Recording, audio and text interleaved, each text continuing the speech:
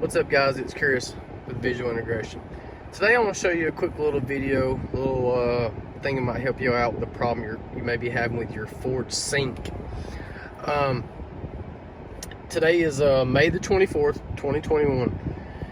And if you ever get in your truck or car, what have you, and you're on Ford Sync 3.0 to 3.4, and you get this little spinning wheel right here, says attempting to reconnect to iPhone or your device or your Android, and it just keeps spinning, and then it'll just kind of go away, and then it'll still say right here, it'll say that it's, you know, your phone or whatever, but it's just not connected. You won't be able to use your phone or nothing, and it just, in other words, it's really aggravating. And second example is, you know, your phone's connected, you're riding down the road and you get a phone call and it's working fine. You hang up and next thing you know, it just goes out. Well, there's a simple fix for that.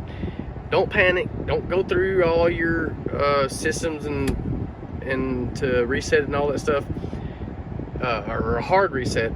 There's a simple way to do it. You can do it with your car running, which it has to be running. All you gotta do is press your power knob and your skip forward button and hold that down for 5 seconds. I'm not gonna do it, but hold that down for 5 seconds. The screen will go black as if it'll be, and then when it reboots, it'll be the same logo as whenever you first crank your vehicle, the Ford or the GT or the whatever the logo may be.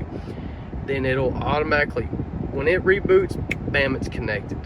And mine's done this twice in a matter of 9 months, and it's worked every time, each and every time. So try that first before you go in there and mash reset it, because it could save you a lot of headache and a lot of trouble. Stay tuned for more videos, and make sure you drop a like, and don't forget to give this video a thumbs up and subscribe. Thanks, guys.